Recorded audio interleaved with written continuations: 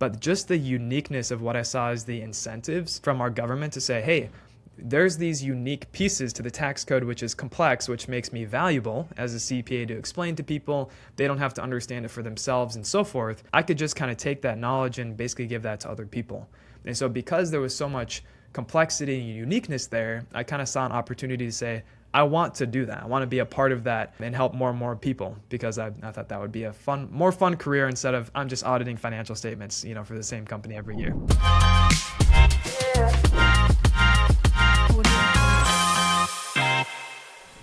What's up, everybody? Welcome back to another episode of the STR Investing Podcast. I'm your host, Mark Lumpkin, and today we've got a very special guest who is going to talk to us about a very hot topic. Ryan Carriere is one of the industry's number one CPAs. He's an advocate for the short-term rental tax loophole. He oftentimes on social media is putting out great information, guys. If you don't follow him, we're going to put his description in the show notes and his links so you can go check him out. But Ryan, welcome to the show, man. Excited to have you. Thanks for having me, Mark. Yep, I'm excited to be here. Cool, dude. So let's start off by just a little introduction. Tell us a little bit about yourself, how you became a CPA, how you became kind of the guru and the expert on the STR tax loophole. I'd love to hear a little bit about your background. Cool. Well, thanks for that. Yeah, so my name is Ryan Carriere. Mark did get my last name correct.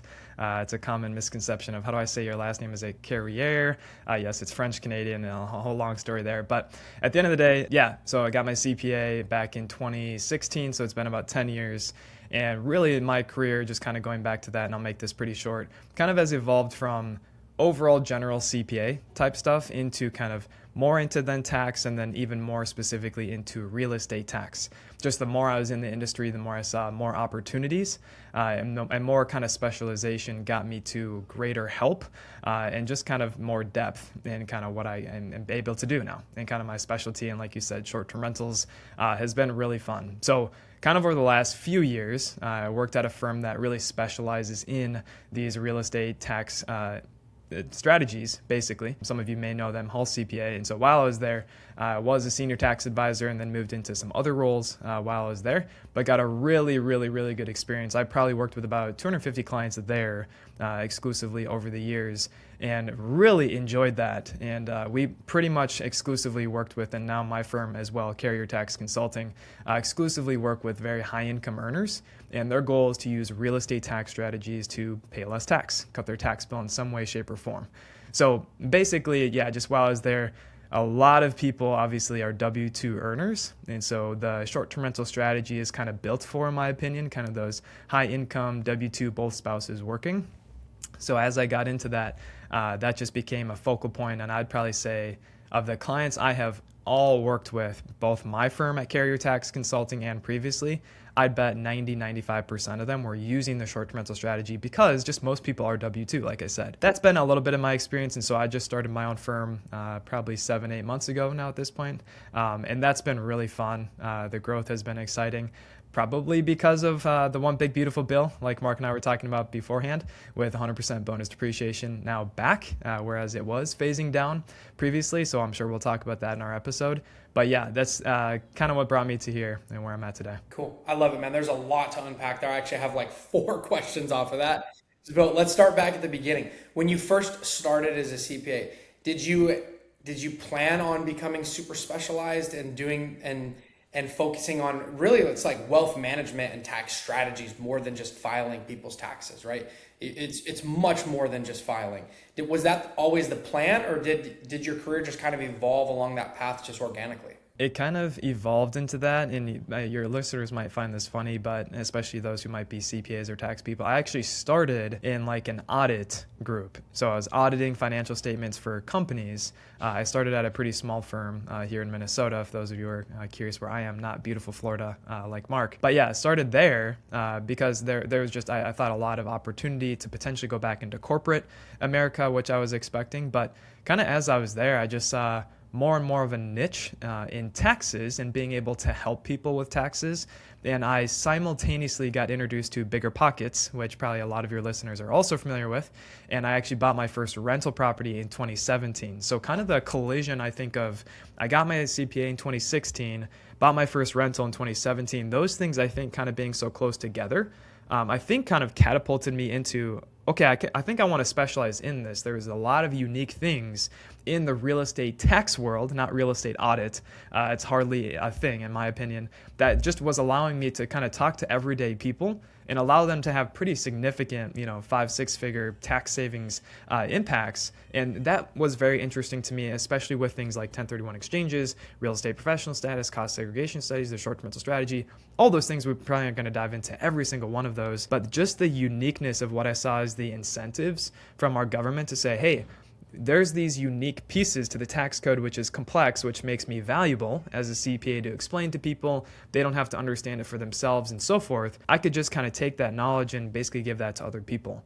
And so because there was so much complexity and uniqueness there, I kind of saw an opportunity to say, I want to do that. I want to be a part of that and help more and more people, because I thought that would be a more fun career instead of I'm just auditing financial statements, for the same company every year. For sure, man, for sure. I could imagine that auditing financial statements would get a little bit mundane and boring. Did you have a lot of fun buying that first rental? Was that something where you bought the rental and it benefited your own tax situation? You're like, oh, I could take this experience that I got and then bring this to our clients and help them do the same thing? A little bit, but it's actually what I was doing was more of a house hack, and I actually bought it with a buddy. We actually were considering selling it this spring, but we're probably going to sell it next spring.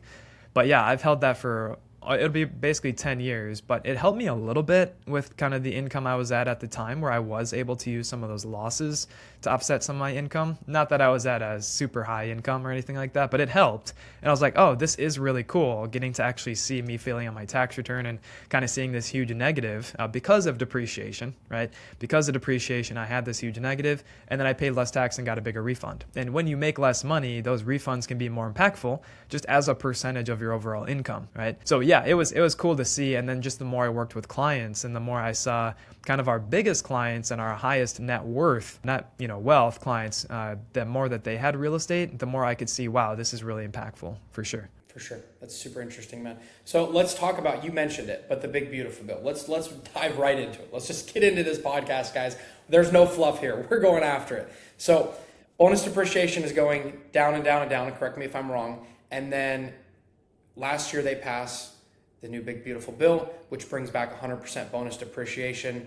What does that do for investors who were probably buying less and less real estate because it was not as lucrative?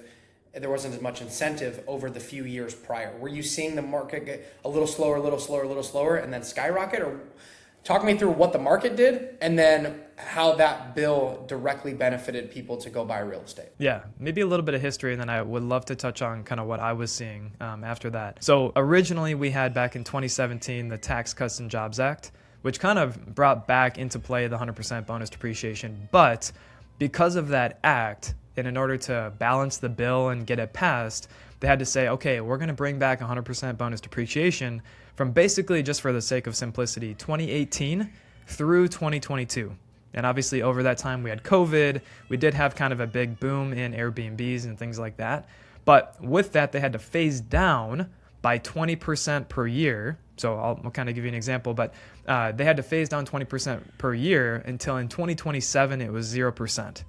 Okay, so it was kind of this planned phase down. So 2023, if you acquired a property and placed it in service in 2023, you're looking at 80%. 2024 would have been 60%. 2025 would have been 40%. 2026 would have been 20%.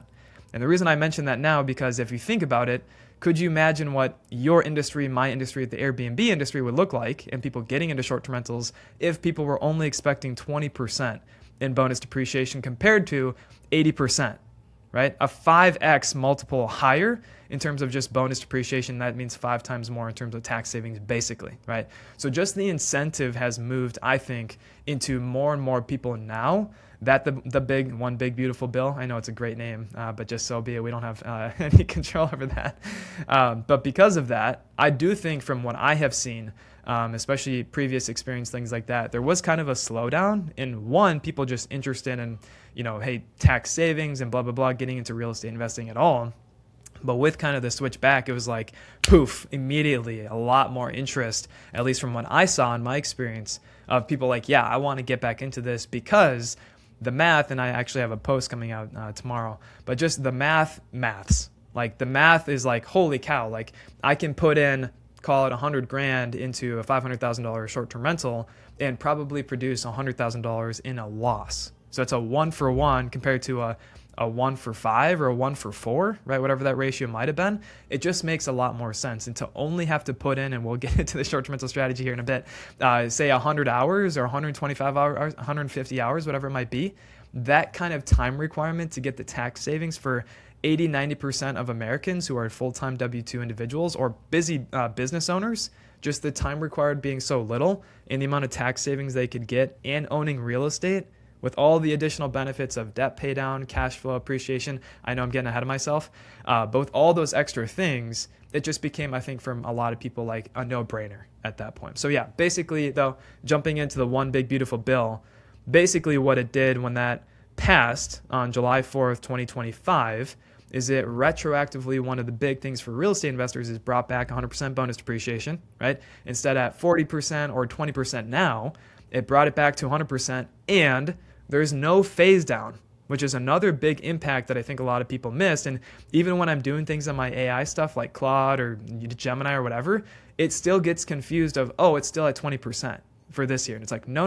There's no phase down. You forgot that there's this bill and it's 100% now. So that's great, right? A huge impact to not only now, but also people moving forward. So that was the big thing. So basically, to keep it short, Mark, I know you want to ask me a question. Basically, the big thing was if you acquired and placed in service a rental property after January 19th, 2025, you could get 100% bonus depreciation. Okay, so now there's a lot of confusion out there of, hey, what if I bought it December 2024 and then I worked with someone like Mark's team and then we didn't place it in service until February 2025?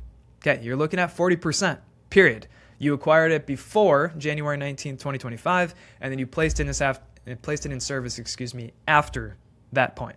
Okay, so basically, if you're working with someone like Mark's team or anyone else, you're looking for one this year in 2026, you're safe. As long as you bought something this year, you're good to go. So 2025. So if you put it, is it the acquisition has to be post the bill passed, or is it the launch of the short-term rental passed? Good question. So it's two pieces. It's really interesting. So it's the acquired date, which means what was the date that you had a contract in place, right? Because you might say, hey, both us, buyer and seller have signed an agreement. And let's say that was January 15th, 2025. But you didn't actually close on it until February 15th, 2025. You had acquired it, right? Been under contract. That date is basically pre-January 19th, 2025. So that is going to be eligible for 40% bonus depreciation.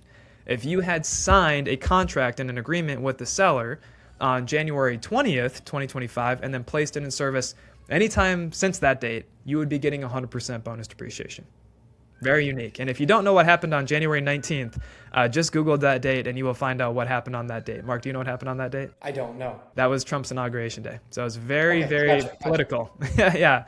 Why they specifically picked that date, even though it passed on July 4th, 2024, it was, hey, we're going to make anything in service or acquired after January 19th. Yep. They retroed it back. So basically he's saying, I might have waited until the 4th of July to get this bill passed, but I became the president on the 19th. And that's when this is going to retro back to. Yep. Super interesting, man. And then if that hadn't have passed, we would be looking at 20% right now, with next year a complete phase out at 0%. Correct. Which is insane. That's totally crazy. Yeah. So were you sitting there as CPAs and people who specialized in real estate tax strategy? Were you watching this happen live? And did you anticipate and know that if this passed, that it was going to be a huge deal for investors? Yeah, absolutely. Yeah, we were extremely excited. And just the closer it got to being continuing part of the bill, because like our bills in the US is like, hey, we've got, I forget which one's first, but we've got Congress, we've got the Senate, and don't quote me on these things. I'm by no means some sort of like political person, but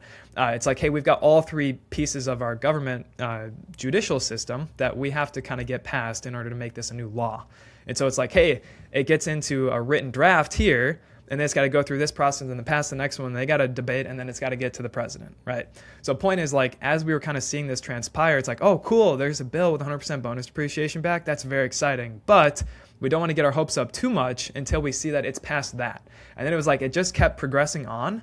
And we're like, holy cow, like the chance of this getting passed is like higher and higher and higher as we moved along. So yeah, we were very excited. We were kind of considering, pivoting into other aspects of real estate tax strategies other than like, hey, get a cost save, we've got 100% bonus depreciation now. But with it here and with their no phase out, it's a very exciting time to one, be a real estate investor, specifically in short-term rentals and specifically in my industry and your industry as well. Super interesting, man. So you talked about phase out a couple of times. I want to just like talk through that real quick. Is that previous bills had 100% for the first year, and then it dropped and dropped and dropped and dropped and dropped and eventually disappeared. It was kind of like a short-term gain. We're going to boost the economy. We're going to give you this strategy for a short time period. But now with this new bill, there's no limit on it. And so could this be the new normal? I know we can't predict what future administrations will do, but we've got this at least for the next couple of years at 100% or indefinitely unless the bill is changed, correct? Correct. Yep. No phase out, which is very exciting. I think the other thing as people think about the chances that this might change in the future is that this historically has been a bipartisan. Republicans and Democrats have generally agreed that this is a good thing for the economy, for our businesses, for employment, things like that. So I do think with how it's written now in the bill, but second, with just overall, I think consensus with where we've been and like trying to pass a bill in 2025 was not like a unpolitical year by any means. I would say just somewhere where I'm at, just the political stuff keeps getting more and more and more. But for that to get passed and that to be agreed upon by kind of all three aspects, I think is good. But again, I think most people would say this is a good thing for our economy in both Republicans and Democrats. So I don't really see that there's a high chance, like I would be surprised is my point, if that were to go back to 50% or phase down or something like that. I would be really surprised personally. I love it. It's so cool, man. You know that meme of the guys from the Hangover movie where they had like the terrible night and then all of a sudden they're on their way back and he's like, we're back. And they're like, we're back. Dude, I thought of that meme when it passed. It was like the short-term rental industry was not hanging on by a thread, but it was definitely kind of in a little bit of a decline. And we were seeing a lot of people selling assets and we were seeing people say short-term rentals don't work because the rates had gone up, real estate values had remained high, competition had gotten stiffer. But this just brings in that whole new element where it's like you mentioned you've got the appreciation of the property. It's going to be worth more in 10 years than it is today. You've got some cash flow if you do your property right. You've got the ability to go vacation in the home and use it a couple weeks out of the year. There's a lot of benefits to short-term rental, but that tax strategy, this tax savings, like you said, the one-to-one is huge. Why would I write the IRS a check for $100,000 when I could just use that as my down payment to go buy a house that's going to cash flow every month? Yep. Yeah. So it's pretty cool, man. Would you say there's a sweet spot for people that are income earners? Because you talked a lot about high income earning W-2 folks. Is there a sweet spot where it's like, hey, this is really the strategy for you? And if you only make $50,000 a year, this is not going to be for you. Have you kind of seen that through your years of doing this? It is so funny you say that. I have a YouTube video that's going to come out, I think sometime this week is the plan, and recorded it last week. I had another person, reason I'm saying it's funny, not only because the time of you asked me, but someone else on LinkedIn had messaged me the same thing. So it's funny you're saying that. But at the end of the day, I would say people in the 24% tax bracket or higher, okay? Roughly, that comes to people making about $300,000 or more. That's kind of what I qualify as a high income earner. If I see $300,000 more, 24% tax bracket, obviously the income and the brackets kind of change every year a little bit, which is kind of why I use both sometimes when I'm talking to people live. That's kind of the bracket where I say, hey, it's starting to be meaningful for you. And keep in mind, some people will like kind of think, Ryan, but the next bracket below 24% is 22%. Why don't you include them? It's not so much the bracket is 2% higher, although it is, so it's more efficient. It's just that once people get into that bracket, they usually have a little bit more disposable income. And they have a little bit more of more of my income's getting taxed at a higher rate. And we've got to factor in state, and we've got to factor in, they probably just have more of the disposable income, like I said. So I would say $300,000 or 24% tax bracket. That's a federal tax bracket. Cool. Awesome. So then you mentioned couples. You mentioned earlier couples and partners. Can you kind of talk me through what the correlation is between that? Is it more effective if me and my wife are filing jointly together? or if I was just a single guy making 500 grand a year, would it still be a good strategy for me? If you're a single guy making 500 grand, you are paying more tax than a married filing joint couple also making the same $500,000. Just the way the tax brackets work ultimately. So yeah, it can work really well for either one, which is why I like the short-term rental strategy, because as we get into this, we talk about material participation, that busy, single or busy, couple, someone needs to put in 100 hours and make sure it's more than anyone else. That's the most common test that my clients are going to pursue. The other one is the 500-hour test, and that's just a lot unless they're like, hey, I was there full-blown, like doing all the management. I took off a bunch of time from work or like renovating the house or something like that, and that's just what they wanted to do because they didn't have a good connection or something like that. But at the end of the day, the reason I like this strategy alone is that, but also when we talk about couples, the unique thing with couples, in my opinion, is that when you're married filing joint, you can combine your time together with your spouse.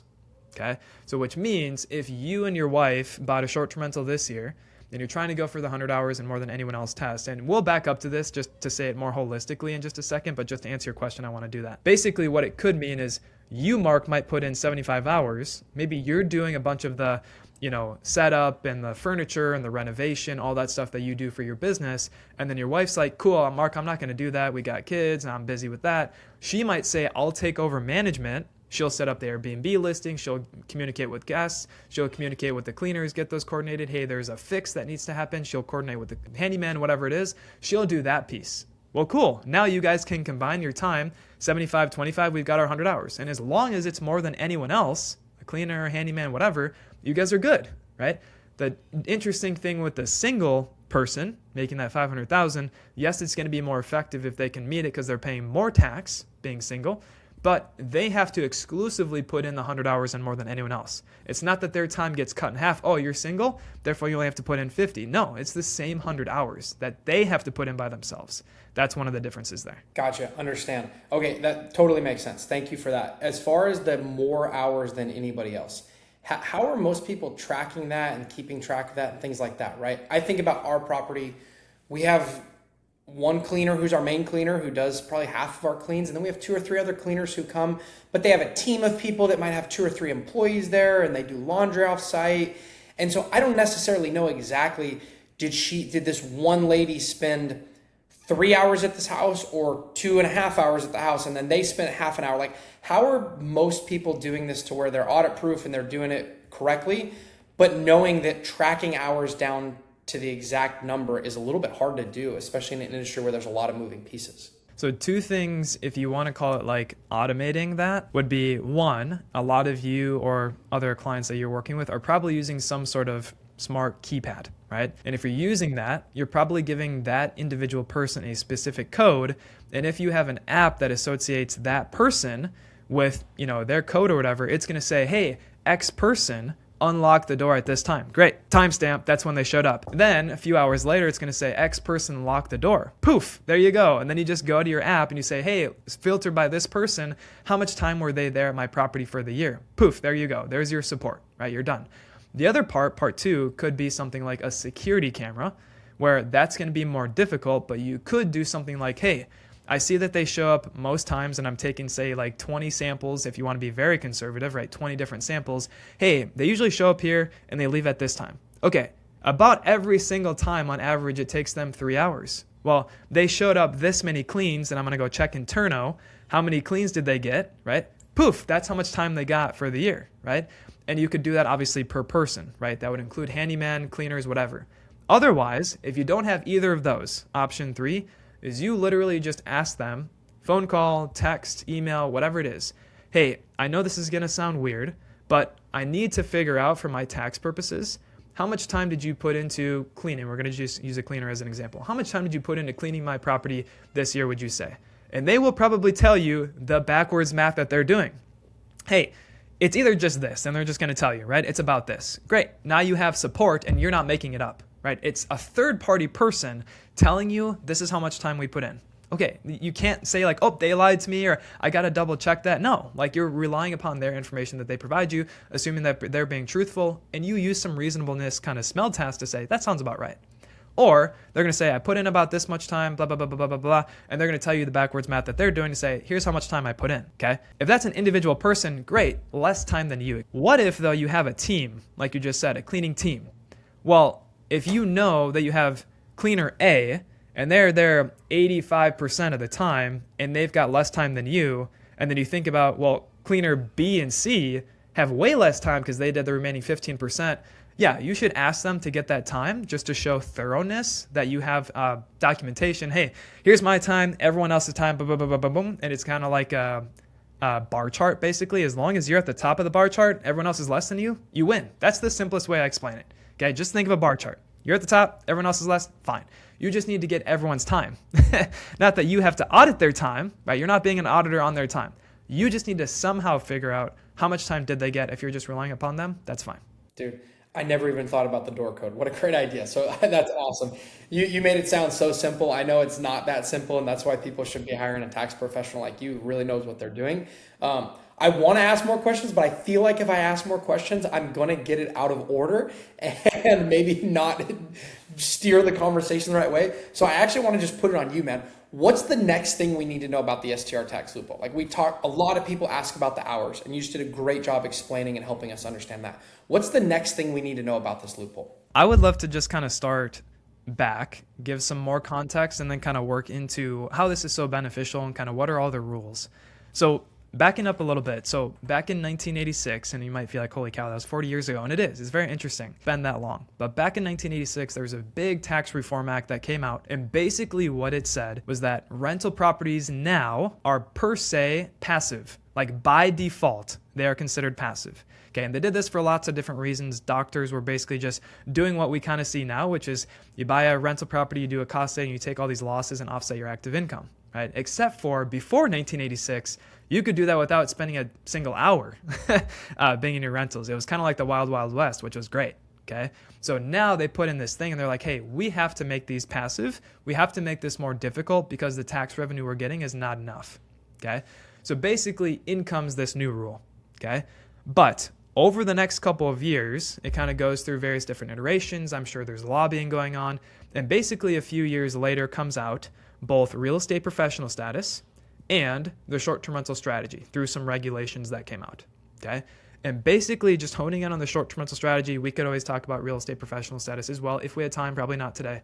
But basically what it is, it's a exception to a rental property being considered passive, okay? So basically it has two main steps. Number one is that the rental property has an average stay of 7 days. I'm going to pause here for a second. Meaning 7.000000000. You get the point, right? Literally has to be exactly 7 or less, okay? If your average over the course of the calendar year is above that, you don't meet it. Like, period, you're done. 7.1, 7.01, you're done, okay? And in tax court cases, they do decimals, okay? It's not that like they're going to be like, oh, close enough.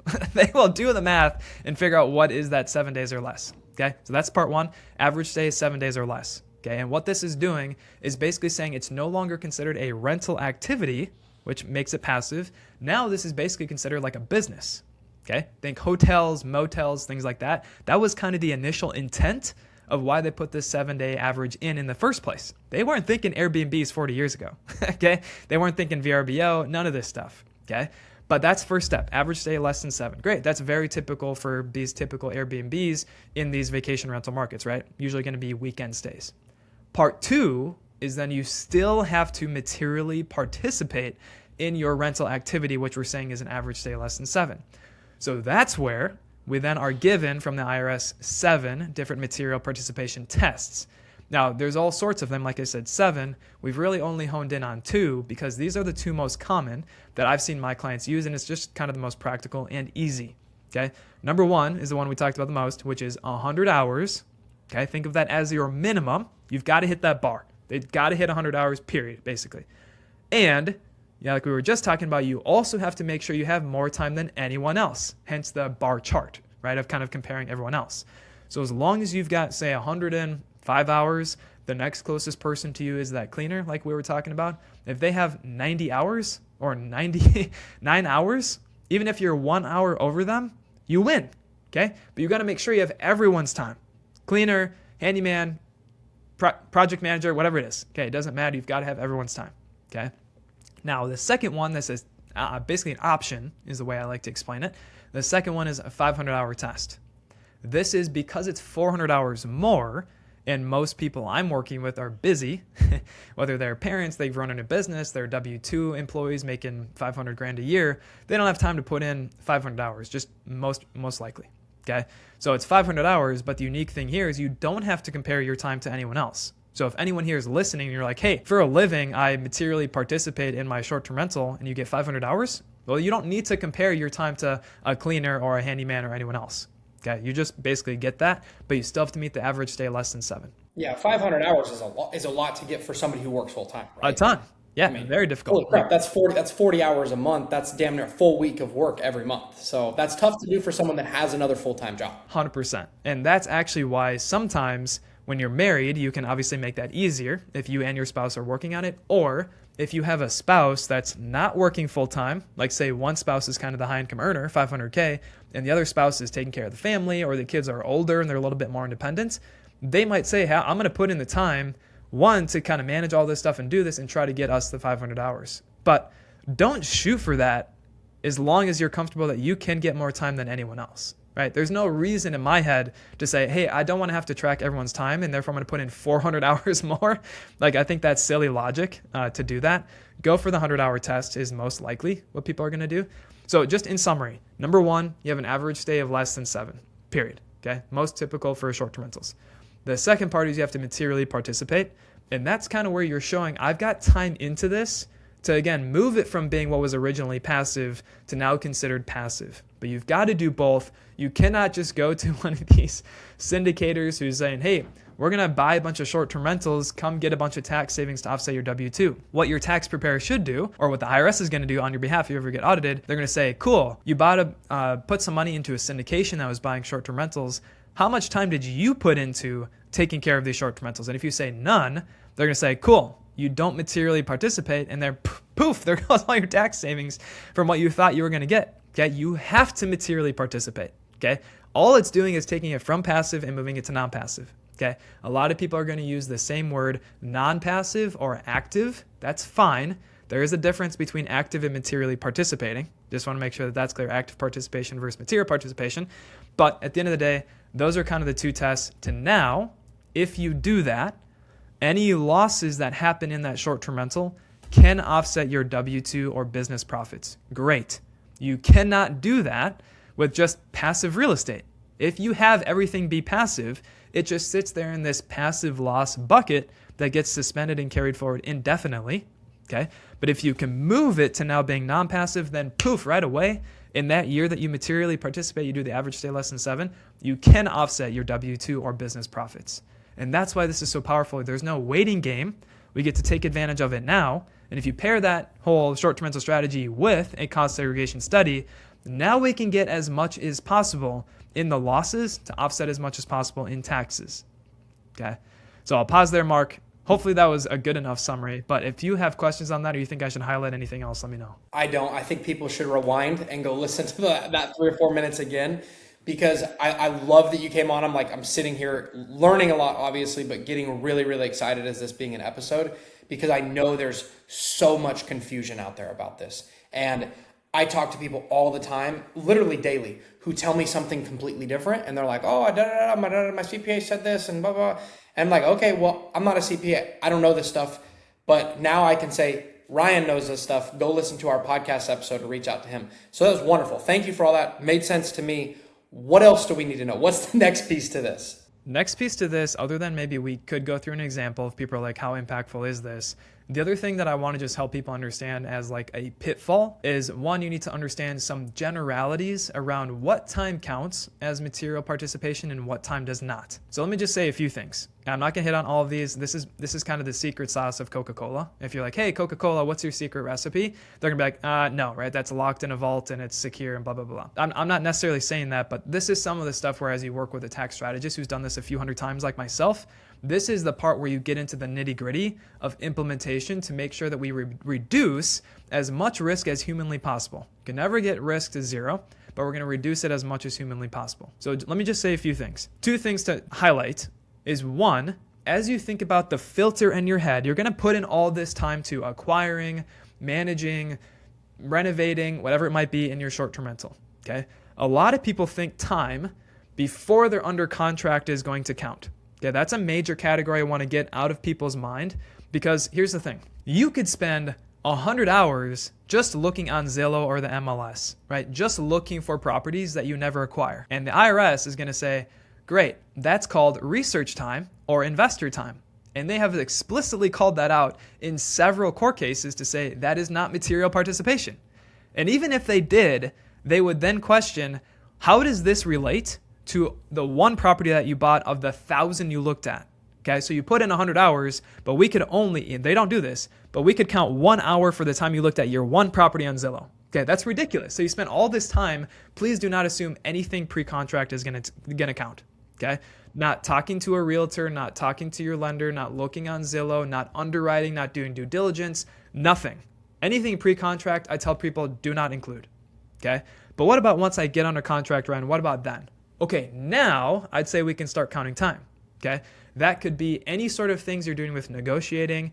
You have time at closing to sign the documents. Maybe you've got some final things with your lender. Okay, great. Okay, that's going to be a few hours. Awesome. But then let's move into another major category. Another major category is going to be the physical work that you do. And I know, Mark, that's a lot of what you do. But if your clients are going to, over the course of the year, also do some of their own physical work, whether it's landscaping, or they're going to do the first initial clean, or they're going to set up a couple pieces of furniture, or they're going to make a few fixes, they're going to do a little bit of landscaping, whatever it might be. Okay, that time that they're going to put in at the physical property doing that physical stuff, that's clear material participation to anyone, right? That makes sense. You're at the property physically doing that stuff. And then the third category is the actual management time. If you're on Airbnb, you got direct booking sites, whatever it is, if you're doing bookings, if you're creating your website, you're creating your listing on Airbnb, if you're putting in all those photos, if you're talking to guests, if you're doing refunds and reimbursements, all that normal management stuff, that's also going to count. Okay, so those are the three major categories of things that are going to count. The other things that are just not going to count other than pre-contract time is also going to be other things like general education. Okay, general education, looking at stuff, trying to go to a course or a boot camp or listening to this podcast is not material participation. Okay, and the other major thing I would just say that you need to be careful about is travel time. Okay, not time travel, but traveling time. Okay, that is going to be an area that just gets a lot of people hung up. Okay, there can be some things that can qualify for traveling time, but at the end of the day, I just tell people, please be careful of not trying to include the time that you're in a plane or in an airport or driving to your property, whatever. It's just a bit risky, and I'd recommend not. Okay, so at the end of the day, major categories of things that do not count: research time, investor time, looking at things like a property management statement, education time, especially general education, and then travel time. Okay, those are the four major categories that do not count. There's a whole bunch of like, well, if this specifically, then that can count, that I kind of work with my clients on, and I have to know context and a bit more detail of, do you have a property manager? Do you not? Right? Those sorts of things give me context to say, okay, cool, that is material participation. Whereas for another person who writes the same thing on their time log, it might not be. Okay. So as we get into that, so time that counts and time that doesn't, I just want to lastly say, before I get into my last pitfall I'd love to discuss, which is what are the 5 things you need on your time log? Okay, because as you think about documenting your material participation time, you've got to actually put together a log, right? So number 1, to keep this really short, you need to have the specific date. Okay, this is a daily time log, not here's what I did for the full year in a spreadsheet. Okay, the second thing you need is the amount of time. Ideally, we're honing in on increments of like 1 minute, 5 minute, 10 minute, 15 minute increments. You are not rounding everything to the nearest hour. Okay, that will look very much like an estimate and you will lose. Okay, the third thing is a description. What were you doing? And don't be like working on the property. Cool. That doesn't tell the IRS anything. Be specific of what were you working on? Were you managing something? Were you talking to a guest? I was fixing this thing, whatever it is. Fourth is who was doing the work. Okay, this is important, especially if you're married, that you designate who is doing which thing, again, showing specificity. Okay, and then 5, especially if you have multiple properties, which property were you at? Okay, if you've got one, that's obvious. But basically, Mark, what we're answering is when, how much, what, who, and where. Really basic things, right? It's really basic, but we're just putting that into a single document so that if they ever question in an IRS audit, we don't think you materially participated. Prove it to us. Ryan, we need you to write a Dr. Seuss style book. We need to have you write a Dr. Seuss style book where it's like, who, what, where, when, why. Exactly. 5 reasons. I love it, man. Can I give you an example and you can tell me, like in my real life, how to best do that? Yeah. So we've got a property not far away, maybe about 8 minutes from my house, short-term rental. And weekly, I got to run out there, pull the trash cans to the curb the night before. I usually do it on my way to guitar lessons because it's on the way. And what does it take me? 5-10 minutes to walk up, unlock the gate, wheel a couple of trash cans around, walk the property, pick up any trash, go home. The next day, I got to come back in the afternoon, wheel them back up.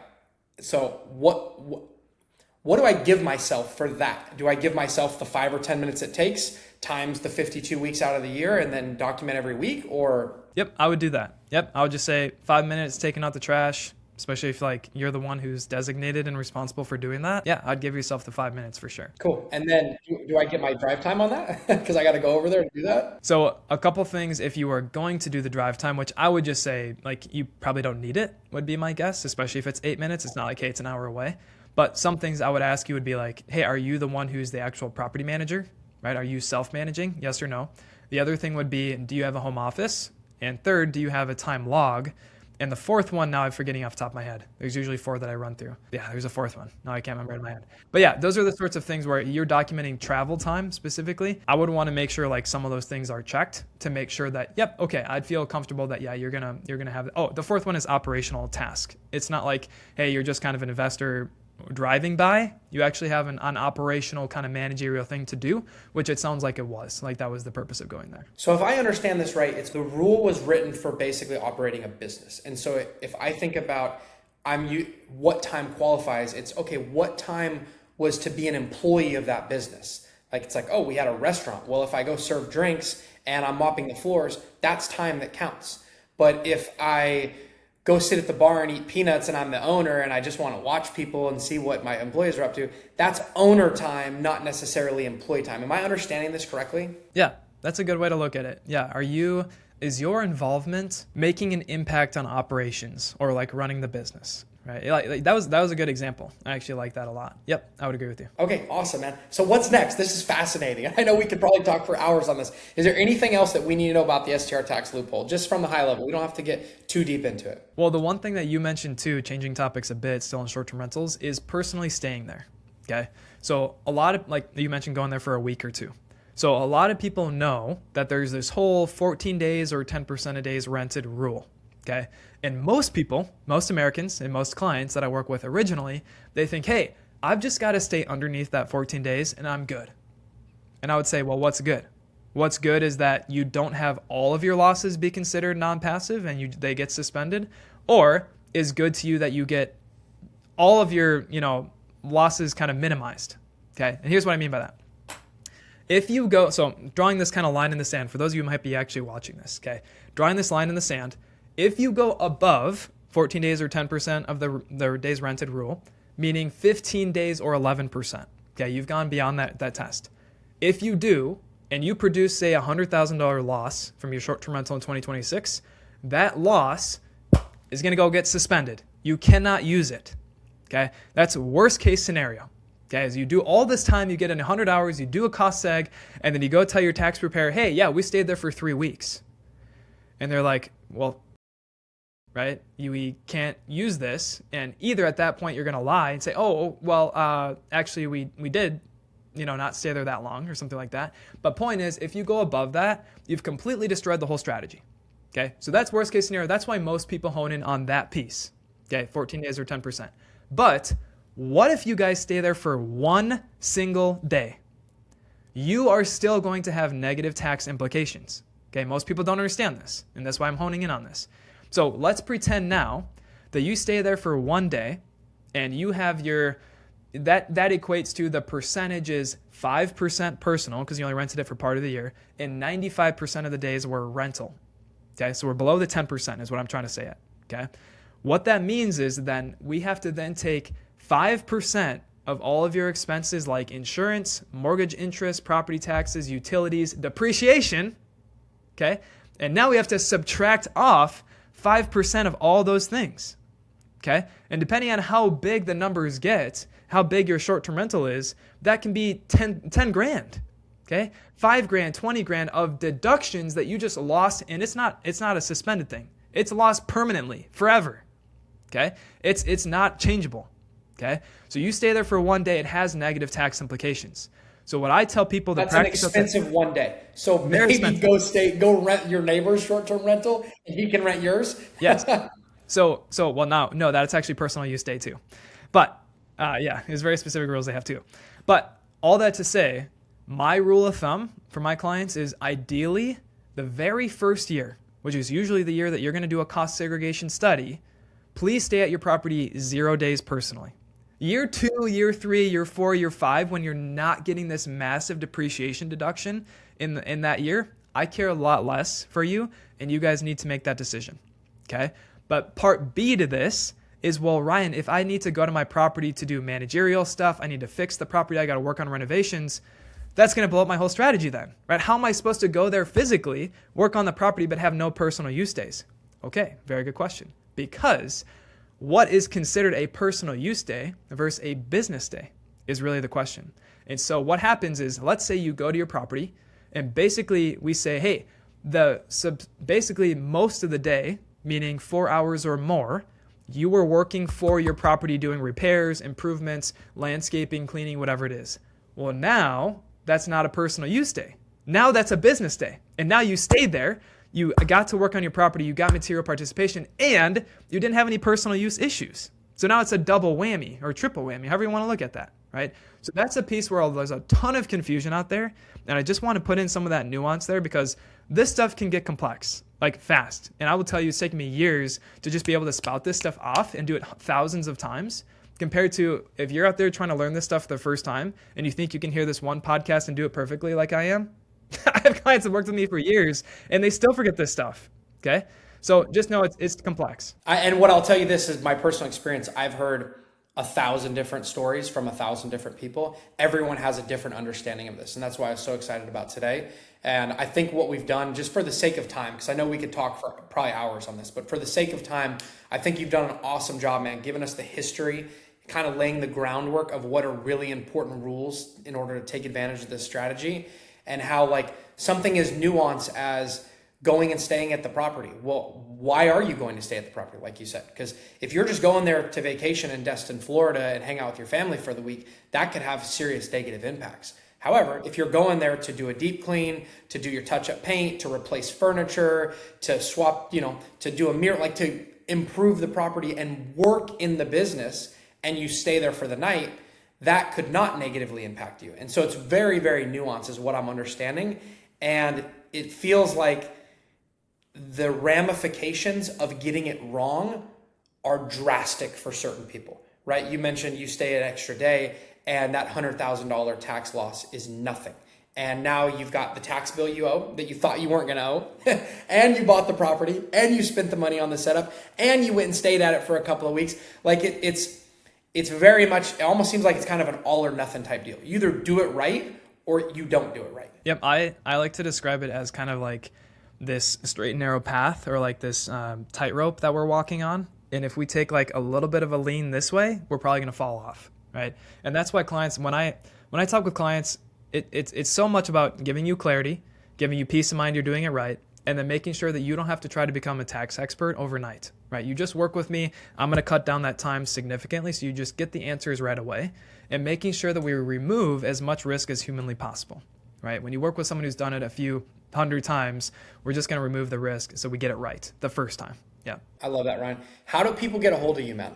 This was awesome. Thank you for coming on. What's the best way people can find you? Yeah, a couple ways. I have a YouTube channel, Ryan Carriere CPA. You can find me on LinkedIn, Ryan Carriere CPA, or my website is carrieretaxconsulting.com. Any of those places will kind of get you familiar with me. If you want to see me kind of posting daily, LinkedIn will be the place. I've got longer form videos on YouTube. And then my website just has some general information about me as well. Cool. I'm going to drop all your notes in the show notes, Ryan. I have a feeling we got to do a part 2 on this because this is going to be super well received by everybody. This is probably going to be our most listened to pod of the year.